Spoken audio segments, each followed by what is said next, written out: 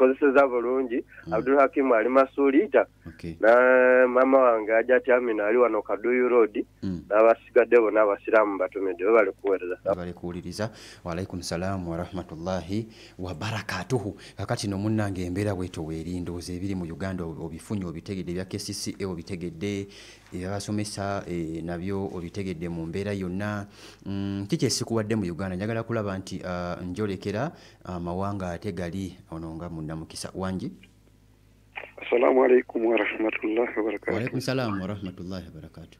Abanye juko alabanzani okuvinda kifuma.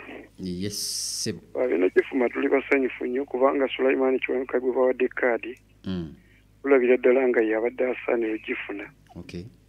Ombaka abadde teyadda mu mufe kutubuuza kwadde kutulaba kwadde okuba ku kyatukolera. Ne Sulaiman ebbanga lyamaze abadde muntu waffe nnyo era tuli basanyufu nnyo ekyo nufu kiyakoze. Okay. Assalamu alaikum wa rahmatullahi. Wa alaikum salam wa rahmatullahi wa barakatuhu. Wale kulaba nti ate nno gye muli mpola mpola mu mbeera yonna. Yes wangi. Hello, assalamu alaikum tudayo lakatu. Wa alaikum salam wa rahmatullahi wa barakatuh. Wono mwebe bumbakali ekawoko. Mawuli egenninde eno. Abalugwala n'ababoda bagamba. Nga buli lunaku kirabwe ekiti ebikwekweto ne batabiteeka wabalugwala ne batabagoba bayiwa mu myala emirembe gyali badde weegiri wakati batambula tewakyali kansa ebagoba tewakyali akwata booda kugamba waliwo enjawulo kati buli ennaku ziri biki bye badde bakola sebo kanjagaliza ejjuma abantu bafe abeekawoko ejjume nnungi sebo. Okay. Yesebo. Nasigidi munira. Nasigidi umma. Ejjume nnungi tukeereko mu jjuma. N'emitawaana abasukulu mu bonna ajjati waffe tugezeeko Allah musaasire byamusobako. Amina. Yesebo. Kale webale nnyo weebalire ddala mu mbeera yonna olunaku lwa jjuma mugende musaale no munnange ejjuma osobole okulaba nti munnange osinza omutonzi wo. Oyina sekendi za 5 wangi. Wangi. Hello. Yes. Assalamu alaikum wa rahmatullahi wa barakatuh. Wa alaikum salam wa rahmatullahi wa barakatuh. Wasete mamechinove. Alhamdulillah mugamba mutya. Sewale kutuweleza ko sebo. Ebale kuwuliriza. Onabira Rashida versus Palwan Sat. Okay. Kakati mamechinove mot. Mweregenina. Waliwo abafunye mu butakkaanya. Kati omukyala oba mwami waffe yamulekedde emmere. Obusungu bwonna n'abujja n'abuteeka ku mwana n'amukuba. Kati omwana yamutuusizaako obuzibu kati asali mu ddwaliro kati akaaba. Ya Rabbi. Naye ate abafunye bamufunye obutakkaanya amutuule musooti ng'ensonga zammwe. Yes. Ekyo kiggwe. Muzigemu abaana. Aha, kusinga obusungu obussa ku baana. Kati njagalizaako omwami wange ejjuma ennungi balagundabirira namwe abakozi ba paalo mbagezaako ejjuma ennungi nenjagalizaako baganda bange bonna ejjuma ennungi. Sigadde Rashid Essas. Assalamu alaikum wa rahmatullahi wa barakatuh. Wa alaikum salam wa rahmatullahi wa barakatuh. Nkoze nti kakati bakubire kati ogende ofuna omulimu okole. Bakubire kati munanga ali ku Pale FM ogende okole nanti ntandise abali ku YouTube kyamukula munange kyakabinyo okulaba nti namwe je muli sobola kulaba nti ate mbeera bira mu mbeera yonna mbere kulaba nti ate munange namwe mukikwasaganya. Bagane bange wakajara Kasimu yalumbye da YouTube njagala Jaberu yalumbye da Mubaraka na Bong Kemitek Electronics yalumbye da Kibirango Yusufu Kayima Muzamiru Ali Rashford n'abala bangi nnyo bale kulaba nti ate munange muri ku YouTube mpola nawe atwagala ku YouTube genda bugenzi ku YouTube channel yo kwata bukwasimu genda ku YouTube channel tekamu Palo FM News tuli live mu mbeera yonna ntandikidde awo.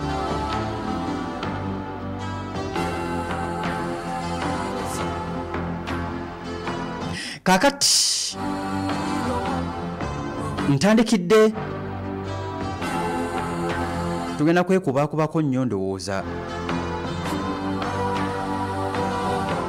mu basajja bano aba Middle East wabula nga sinaba kulaba nti ŋŋendayo nga sinaba kulaba nti munanga ali ku Pale FM ŋŋendayo. President w'eggwanga lya Colombia ono avuddeyo ayina baasinze ali ku Pale FM avuddeyo ategeeza agamba nti asaba ensi yonna yonna ekyo bakisoboka bateeke pulezidenti w'eggwanga erya Amerika mukomera era takomeye ku ekyo akutta buli Muisirairi yenna naddala bano abanene abamanyiddwa abali mu ggwanga lya Colombia bagambye mugende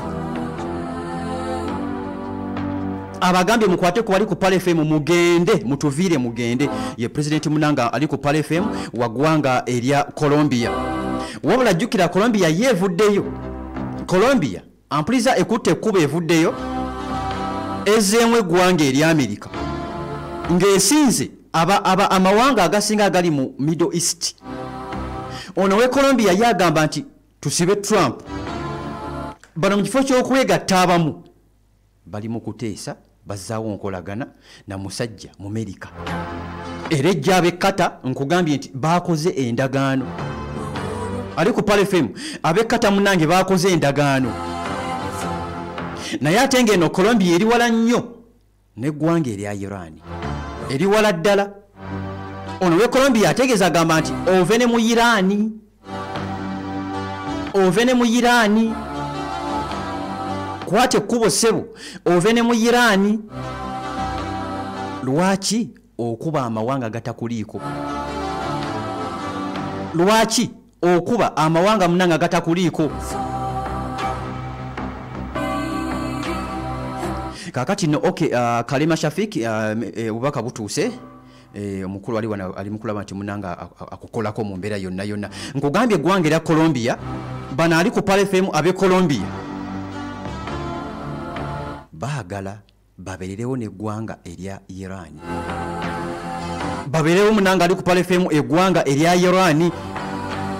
Ono jjukira ali wabula yavuddeyo agamba nti nze ndi ku saidi yammwe basajja mmwe nze bannange ndi ku saidi yammwe ekijja kijje. Ono omusajja jjukira ayina banne baba abamu basajja ba musajja mu Amerika. Kakati tumusabire ali ku Pale FM tumusabire mu mbeera yonna.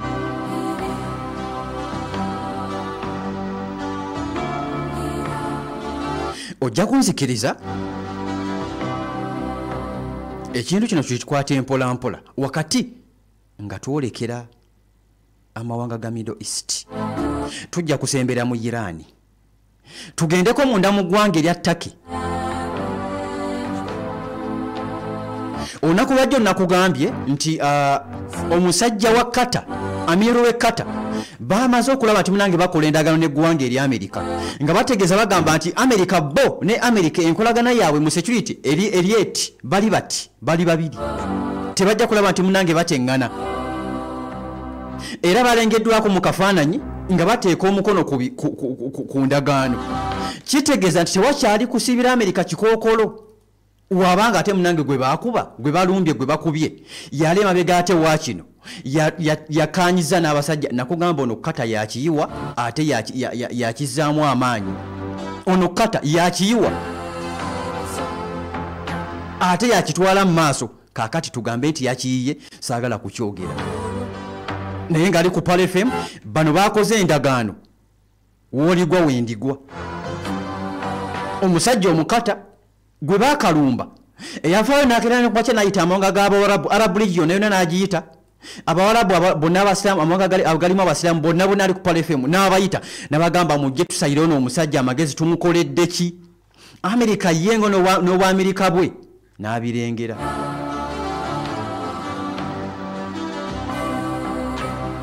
N'agamba katono ate Amerika nakugamba Amerika esobola okufunza mu nfunza yonna gy'ebeera eyagadde. Amerika mpuliza bweto weekufunza kati wuliriza abasajja eggwanga lya Turkey la kwefuulira ate musajja mu Irani Turkey ayagala kwefulira musajja mu olengera ayagala kwefulira musajja mu Irani ate atandise okwekubakuba ku ggwanga eri Amerika. Bano baagala ki? Ampuliza, bano baagala ki?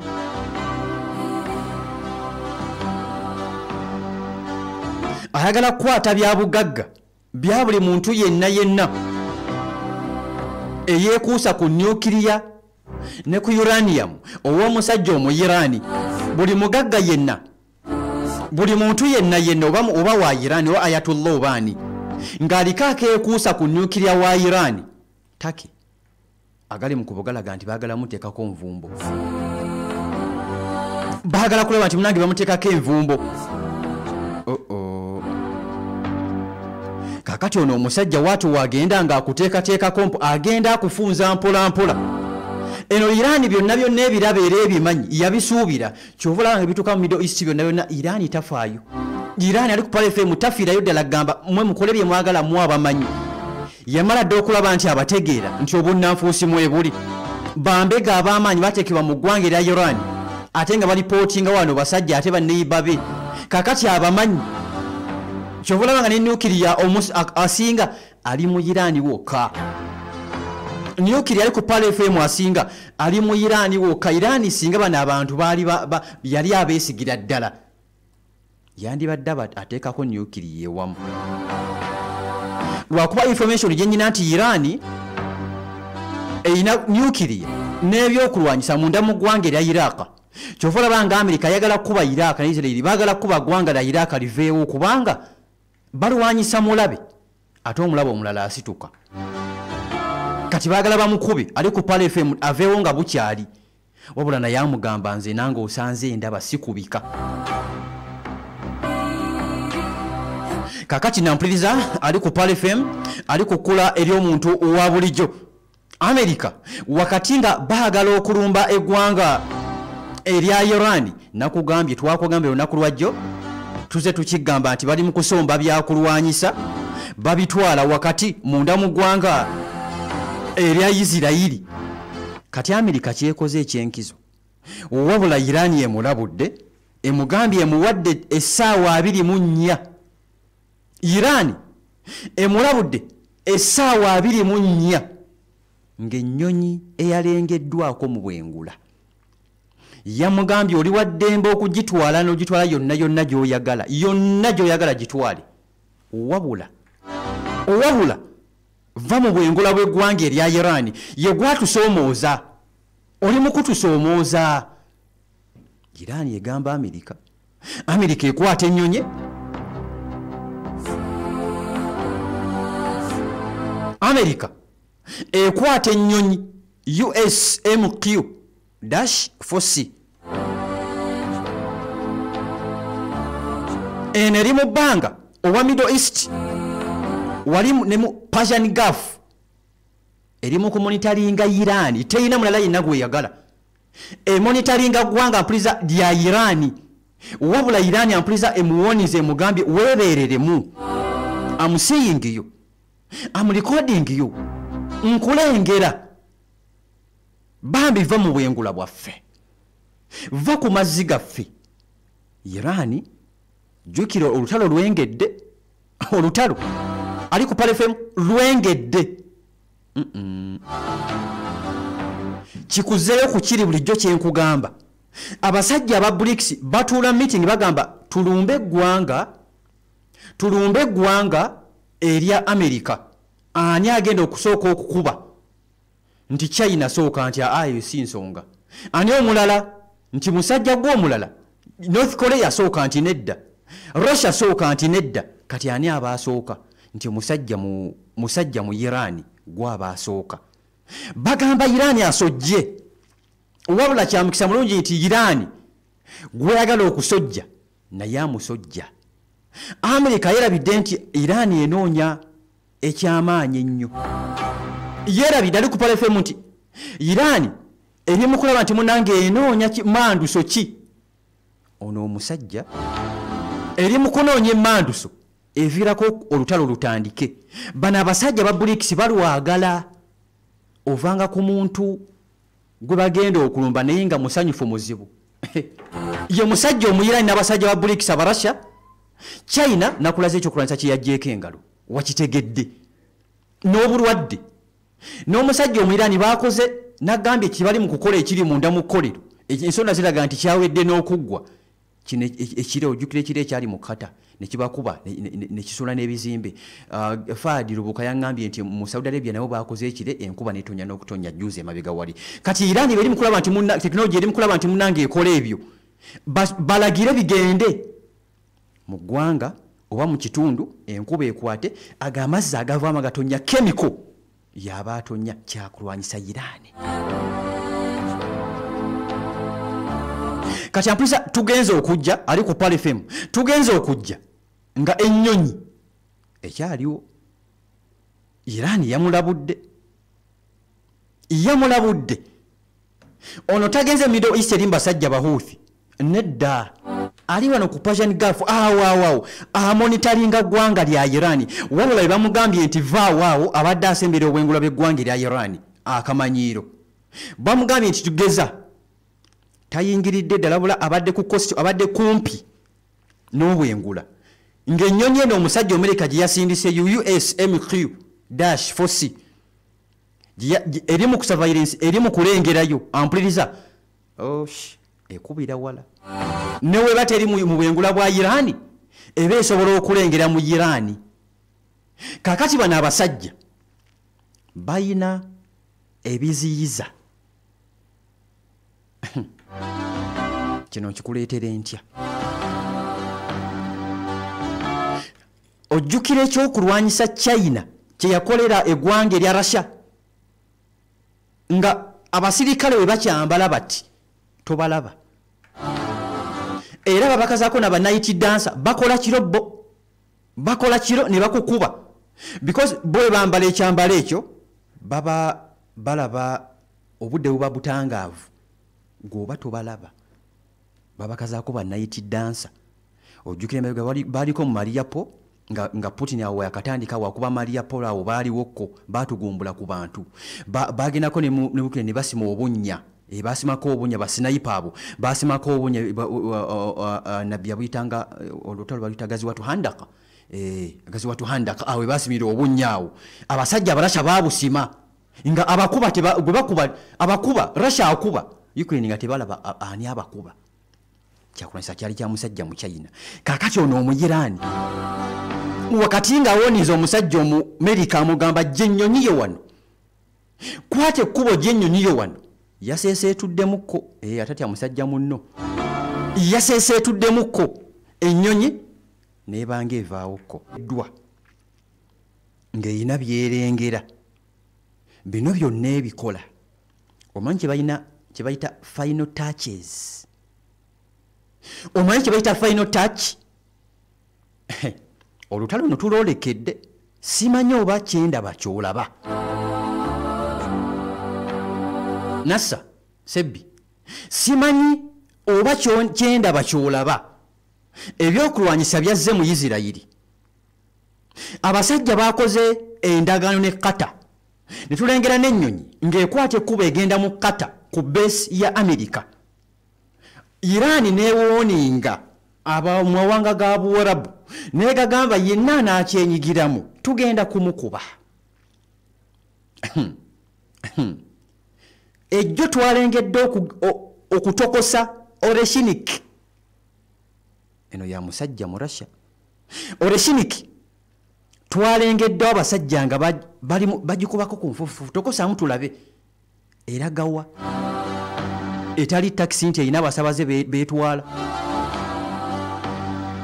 ekintu kya Sematalo no namba 3 buli omu amutegedde agenda okulumba gwagenda okulumba amumanyi wa amaanyi nigwe bagenda okulumba naye yeeteeseteese naye wa amaanyi era naye agamba ngenda kukuba mu Sematalo namba 3 ono ogenda kulengera byotalabangako tekinologiya bannange tumulinde Sematalo namba 3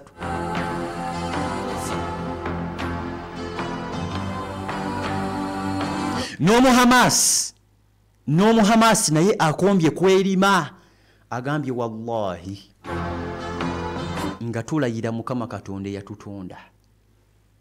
Kata kyekoze okusinzira ku kata kyekoze. Abahamasi bagamba nti oba mwakimanya nako nti omusajja agenda kutukuba ku ndagaano gye mwakoze. Mwakimanya nako nti omusajja agenda kutukuba. Mwakitegeera basajja mmwe.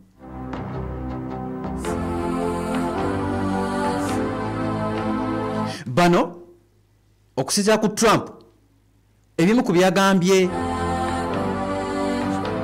ensonga 20 ze yagambye Netanyahu era ze bakkaanyizaako ezimu Lukungu yazikuwadde juzi ndowooza mwazitegedde. Kati ensonga ezo nga bagamba nti Abahamasi sebo bajjeko n'ebyokulwanyisa. Ekyo kala maama bakola ebirala byonna. Nakugamba Omuwarabu, aba Lebanon, aba Houthi, aba Irani, aba Iraq, Afghanistan, Palestine, agamba wange ogalaba gato gakulidde mu ntalo. Kati okubaawula n'emmundu. Sheikh Naim Qasim owa Lebanon akulira abayizibule sawa zino yabagamba kuba batandikira wa Sheikh Naim Qasim babagamba bateke bikola wansi. Babagamba mumala kututta fe mundu etuvaako ng'omulambo gugudde wali. Emundu eri wali omulambo guli wali tufa n'emmundu zaffe. Era olengedde abasirikale abalwanyi mu Lebanon bafa n'emmundu zaabwe ku mitima gyabwe. We bakuba Yahya Sinwar juze mabega. N'emundu ye yafa nayo. Oyo ye mulwanyi namige. Gwe walaba bongo omulwanyi namige ow'amaanyi ddala. Kakati abasajja bagambye wallahi nanti basiraamu okulayira bakumanyi. Abahamas wakati nga Irani bali mu kubalawuna baagala kubalumba babakube. Bano baagala kukola ekintu kimu omulundi gumu. Abahamas eno baagala kubalumba baagala nti bakole enteeseganya babakube bajjewo lumu. Oliriza abasajja kibagamba nti bate n'abawambe. Omuhamasi agamba sigenda. Jukira abawambe abamu baafa. Abamu baafa. Kigambibwa nti waliwo abawambe 48 abo nno babeera bangi nnyo ku saidi ya Palestine. Naye kigambibwa nti 20 bokka be bakyali abalamu, abalala mirambo mayiti gyeziri.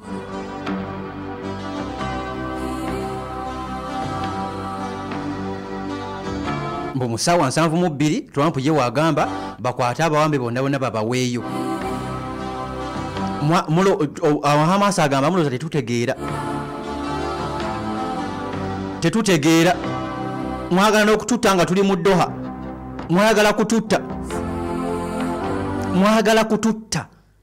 Tetugenda kuteeka bikola wansi. Tetugenda kuteeka mundu wansi. Kyoyagala kikole kyonna. Wallahi tetugenda kuteeka bikola wansi. Musajja mu Palestine mu Hamas ono ali ku lulwe. Irani naye eri ku lwayo. Irani beteefuteefu okulwana na buli omu yenna agezaako okubalumba. Tugenda kulengera ensi nga zaako omuliro. Irani yakugamba ennaku zaali 12 ze baalwanira. Yali erinze olunaku lw'15 ekuba ennyukiriya ow'eggwanga erya Isirayiri nga beegasse n'Amerika baasindika bomba ne zigenda ne zikuba enfo za Irani eza nyukiriya. Irani zeegamba nti baali baazijjawo dda. Kati just imagine singa zaaliwo. Nyukiriya n'abaluka kyekyandiddiridde. Kitegeeza abasajja bamalirivu. Nakugambye olunaku lwajo walengedde Oreshinik kyakulanyisa kya musajja mu Russia kinantagwambwako kinanta kwatibwa kino tewali akikwata Russia ne waba kirota wazuke wati nga ayise emikono masa gamba kama Katonda we bali wampa Oroshiniki wamala teri agisobola Russia agamba teri agisobola Oroshiniki banange teri agisobola yalengeddwako ng'etokota abange tulagawa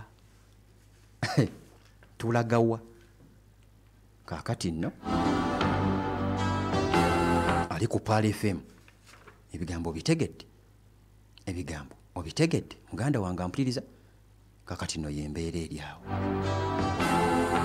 kiriza nkutegeeze wakati nga nkuta bano aba Royal Healers Namirembe Road bakutegeeza nti baleese amajani gwayina ulcers ayina atawanyizibwa ulcers atawanyizibwa prostate ayina ebizimba naddala namwe abakyala nga tonna bakozesa ku majani ge bayitaga azima ne hayati azima bagamba nti bamukuwa ku mitwalo 4 atona bakumukozesa kezo endwadde ng'okyazikaaba bambi toddamu kukaaba siriko osangula amaziga naawe omwami ekisenge kikutawaanya baleese mubisi guwoomera ddala oluna mubisi gwennyini ne ku mugaati oteekako ku kyayo saamu naye muganda wange oba onuuna ddagala oba oli mu kunywa ddagala okitegeera oba oli mu kunuuna ddagala eddakiika 3 ojja kuŋŋamba Yusufu weewaawo bakubire ku simu bali wano ku Namirembe Road ku mafuta ga Rubies kazimbe ka Volcano Bus Park duka namba 314 mukubire ku simu Hajati sawa zinajja kukwata 0749 96 14 oba MTN 0767 10 57 97 bebanafe aba Royal Healers Namirembe Road okategedde